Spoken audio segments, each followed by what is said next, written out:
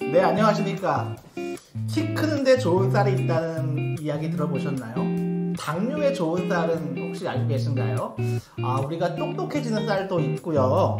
다이어트에 좋은 쌀도 있다는 이야기가 있습니다.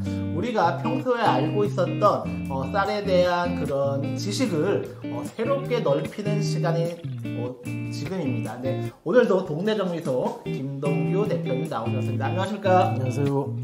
예, 대표님께서 쌀에 대해서 특히 쌀 문화와 역사에 대해서 많이 연구하시고 세계 여러 지역도 다녀보셨다고 얘기 들었는데, 오늘은 주로 이제 동남아 지역에 일본, 라오스, 태국, 대만 등에서 많은 나라에서 쌀 투어를 다녀오신 걸로 알고 있습니다. 어떤 계기로 이렇게 동남아 각 지역에 쌀 투어를 하셨는지 그 얘기부터 좀 듣고 싶어요. 네, 우리 한국이 이제 쌀을 주식으로 하는 만큼 좀 그 시야를 좀 넓혀서 일본, 그리고 이제 대만, 그리고 이제 동남아시아에 실제 쌀을 어떻게 재배하고 유통하고, 그리고 거기에 사는 그 사람들은 또 그 쌀을 어떻게 소비하는지 좀 궁금했고요. 실제 좀 눈으로 보고 경험하면서 좀 더 재미있는 쌀 이야기를 한국 소비자들, 시민들에게 전달하고 싶어서 작년, 재작년 두 해에 걸쳐서 좀 투어를 시작했습니다. 네, 다녀오신 나라가 어디였죠? 맨 처음에 간 나라가 일본이었고요. 그 다음에 이제 타이완, 대만 갔었고, 2024년에 태국과 라오스 이렇게 다녀왔습니다. 네. 지금 그 우리나라에서도 지금 쌀 재배가 어떻게 되는지 아마 이 시청자분들 많이 모르실 텐데, 외국까지 이렇게 쌀 투어를 하셨다고 하니까 되게 좀 흥미롭고 재밌는 것 같습니다. 그나마 좀 가장 우리랑 가까운 일본 얘기부터 한번 듣고 싶은데요. 일본 같은 경우에는 뭐 쌀 마이스터 이런 게 있나? 이게 처음 듣는 얘기인데 어떤 건가요? 일본에는 이제 밥 소믈리에라는 이제 자격증 시험이 있고요. 네. 그다음에 이제 전문적으로 쌀 가게, 그리고 쌀을 유통하는 분들에게 이제 쌀 마이스터라는 그 칭호를 줍니다. 그래서 별이 3개짜리 쌀 마이스터도 있고 5개짜리인 마이스터도 있습니다. 쉽게 말하면 이제 쌀 전문가라고 생각하시면 됩니다. 네. 쌀 마이스터. 우리나라에는 없는 제도죠? 네, 우리나라는 이제 그렇게 디테일한 제도가 아직은 발달이 안 되어 있고요. 저희 이제 동네 정미소도 그렇고, 저도 이제 제 스스로를 쌀 큐레이터라고 이제 이름을 부여하면서 좀 그런 걸 확대하려고 좀 준비하고 있고, 이거는 뭐 한순간에 되는 건 아니기 때문에 생산자들, 그 다음에 뭐 음식을 하는 요리사, 그리고 실제 쌀을 유통하는 이런 상인들까지, 그리고 이제 쌀을 소비하는 소비자들의 문화까지가 좀 전체적으로 미래를 향해서 갈 수 있도록 그렇게 변화가 좀 필요한 시점이라고 생각합니다. 네, 대표님도 이 쌀 마이스터 이 과정에 도전하셨던 걸로 알고 있는데, 언제 어떤 과정을 거쳐서 여기에 도전하셨나요? 제가 한 거는 이제 쌀 마이스터가 아니고 일본의 이제 밥 소믈리에 자격증 시험을 밥 소믈리에 2024년 7월 말에 가서 시험을 봤습니다. 그래서 그 제가 시험 봤을 때가 20회였고, 그래서 이제 이번에 최종적으로 8월 달에 이제 합격한 해서 이제 자격증은 받았습니다. 요즘 이제 그 넷플릭스의 흑백 요리사가 전 세계적으로 이제 흥행을 하면서 요리에 대한 관심이 상당히 많이 높아졌지 않습니까? 지금 예능 프로에도 거의 대부분 여행 아니면 요리가 예능 프로에 나오고 있는데, 그 원재료가 되는 쌀과 관련된 쌀 소믈리에 과정이 있었다는 거, 일본에서 그것을 자격을 이수하신 건가요? 좀 자격증을 딴 겁니다. 시험에 합격을 하면 이제 네. 밥 소믈리에 자격증을 이제 받게 되고요. 네. 네. 야, 좀 재밌습니다. 일본에는 그러면 뭐 어떤 그 쌀 투어라든지 일본에 좀 특색이 있는 쌀과 관련된 그런 문화가 있을까요? 대표적으로 먼저 한번 소개 및 추천드리면, 일본 도쿄에 가면 아꼬메야라는 쌀 편집숍이 있습니다. 네. 저도 동네 정미소 창업 전에도 이제 한 2-3차례 갔다 왔고, 다양한 매거진이나 뭐 이런 책자에도 많이 소개가 된 거고요.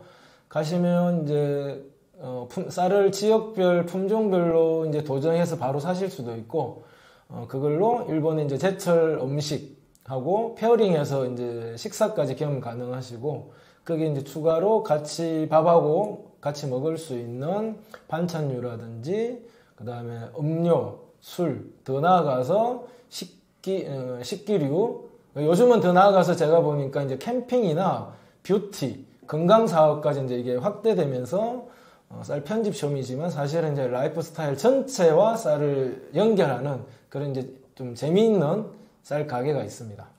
아코메야. 네. 네. 편집샵이라고 하는 단어와 쌀이라고 하는 단어가 합쳐지니까 좀 약간 어색한데 조금만 더 자세하게 아코메야가 일본 어디에 있고 이게 뭐 그 분점이 있는 건지 조금만 더 자세히 설명해 주면 좋을 것 같아요.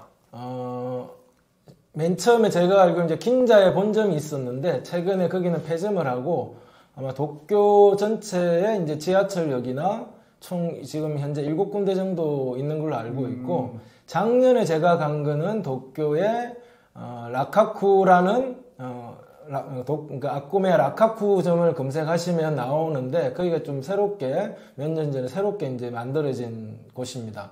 그래서 좀 쉽게 설명하면 쌀 가게인데 아코메라는 느낌 이제 이름 그대로 하면 쌀 가게라는 뜻입니다. 근데 이제 일본인들에게는 쌀 가게인데 쌀 가게 아닌 쌀 가게 같은 쌀집 이런 느낌이랍니다. 그러니까 좀 더 라이프 스타일에 맞게 다양하고 창의적이고 예술적으로 쌀을 접근할 수 있는 거죠. 그러니까 예를 들면 이제 커피 원두를 파는 것뿐만 아니라 이제 커피 관련된 전문점, 그리고 다양한 레시피, 또 거기에 필요한 예를 들면 텀블러, 머그컵, 다양한 이런 생활적인 부분에 연결해서 지금은 마케팅을 하잖아요.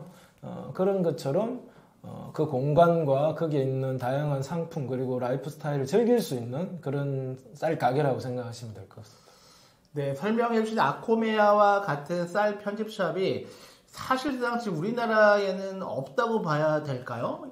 이제 부분적으로는 다양하게 실험과 또는 이제 그 로컬에 맞게 하는 곳은 꽤 많이 생겼습니다. 그러니까 동네 정미소도 이제 그런 쌀 편집숍을 지향하고 있고요. 양평이라든지 평택이라든지 또 좀 더 내려가면 논산이라든지 전국적으로 꽤 어쨌든 그런 다양한 실험을 하고 있는 그런 쌀 관련된 자영업, 소상공인, 로컬 크리에이터들이 점점 생기고 있는 추세입니다. 예. 그리고 또 일본에는 러너들을 위한 식당이 있다고 좀 특색 있는 식당 같은데 이게 어떤 식당인가요? 거기도 이제 저도 이제 우연히 알게 돼서 한번 방문을 했는데 쉽게 말하면 이제 우리도 이제 한국도 지금 러너들이 크루들이 많이 생기잖아요. 네. 혼자 달리시는 분도 있고 이제 크루 이제 이렇게 동호회처럼 달리시는 분들이 있는데 그분들을 위한 식당 밥을 이제 주요한 레시피로 하는 거죠. 그래서 가면 그 공간은 1층이 아마 식당에서 이제 약간 채식이나 건강한 잡곡과 쌀로 이제 메뉴를 선택해서 먹을 수 있고 2층 가면 이제 그런 전시나 아니면 이제 달리기 교육하는 프로그램 이런 것까지 병행하는 이런 거죠. 그러니까 그래서 영어로는 애슬리트 아마 레스토랑트일 겁니다. 이제 운동 선수들 위한 식당 이런 건데 이제 주요하게는 이제 러너들을 위한 이런 프로그램을 많이 운영하는 걸로. 그래서 되게 그 자체도 이제 라이프 스타일하고 이제 쌀을 이제 접목하는 그런 재미있는 실험으로 보였습니다. 그냥 가보지 않고서는 어떤 식당인지 아직 정확하게 떠오르지는 않는 것 같은데요. 하치다임의 기헤이? 예, 이거 뭐 일본 말이어서 제가 어떤 건지 아예 다가오지도 않는데 여기는 어떤 데인가요? 저도 이제 그 자체는 쉽게 말하면 8대째 이제 가업을 이어서 쌀집과 밥집을 운영하는 곳이고요. 저도 지난 7월에 일본 밥 소믈리에 시험 보러 갈 때 시간을 좀 더 내서 이제 몇 군데 투어를 한 곳 중에 한 곳입니다. 그리고 이제 여기는 본점이 교토에 있고요. 그러니까 도쿄에도 검색하시면 가서 밥을 드실 수 있는데 여기는 제 느낌으로 이야기하면 쌀 관련된 모든 퍼포먼스를 경험할 수 있는 겁니다. 근데 이제 가격이 좀 있습니다. 그래서 이제 소수의 사람에게 이제 예약으로 해서 저녁 저녁에 갔었는데 쉽게 말하면 이제 전용 거기서 개발한 자기들만의 이제 그 가마솥 밥솥이 있고 제가 들은 이야기로 7가지 쌀을 브랜딩해서 이제 밥을 하고요. 그다음에 또 재밌었던 거는 이제 우리가 이제 나락 상태, 껍질이 벗겨지지 않은 상태의 쌀을 네. 튀겨서 그걸 요리에 인테리어도 쓰는데 실제 먹어도 상관없습니다. 그러니까 우리의 티밥 같은 거를 껍질을 안 벗긴 상태에서 이제 그걸 장식처럼 하는데 되게 저는 기분 좋은 경험이었고요. 그 다음에 이제 또 하나 재밌었던 거는 밥이 뜸 들이기 전에 밥도 먹어보게 하더라고요. 그러니까 뜸 들이기 전에 밥하고 뜸 들고 나서의 제대로 된 밥의 밥맛을 비교해보게 했고요.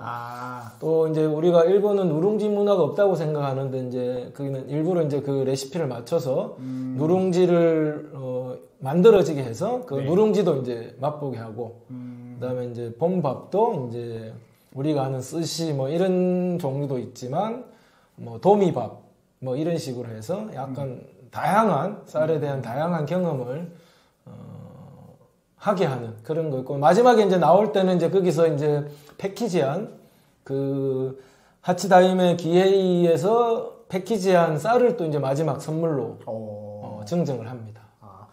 쌀에 대한 다양한 그런 체험이라고 할까요? 그런 걸 할 수 있는 곳이 하치다이메 기헤이 교토에 있다고 하네요. 교토에도 있고 일본 도쿄에도 있습니다. 도쿄에도 있고 네. 아까 처음 말씀하셨던 아코메야 그 쌀 편집샵은 도쿄에 주로 있고 네네 그렇게 지금 설명을 좀 듣다 보면 일본인들이 쌀에 대해서 되게 진심인 것 같아요. 일본인들이 이렇게 쌀에 좀 진심인 그런 거 좀 느껴지셨나요?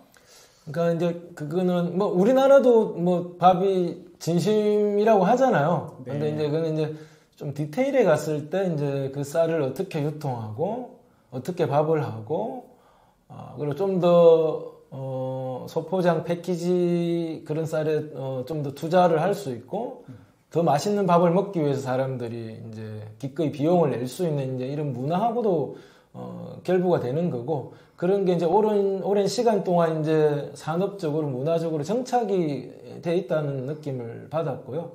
그거는 이제 밥에서 이제 더 나가서 이제 일본의 유명한 사케도 이제 결국 쌀로 만드는 거잖아요. 술까지 이어지면서 이제 좀 더 생활 전반 그리고 생활에 밀착된 그런 쌀이라는 생각을 좀 많은 영감을 많이 받았습니다. 네, 그 일본에서 이제 쌀 소믈리에 과정도 이수하시고 몇 차례 이제 다녀오시면서 많이 일본의 쌀 투어도 하셨다고 얘기 들었는데 좀 뭐 재미있는 에피소드나 그런 게 좀 있으면 소개 좀 해주세요. 그 중에 하나는 그냥 일반 평범한 식당을 그냥 우연히 갔는데 우리는 이제 공깃밥 한 그릇이 그냥 똑같이 1,000원에 받잖아요. 네.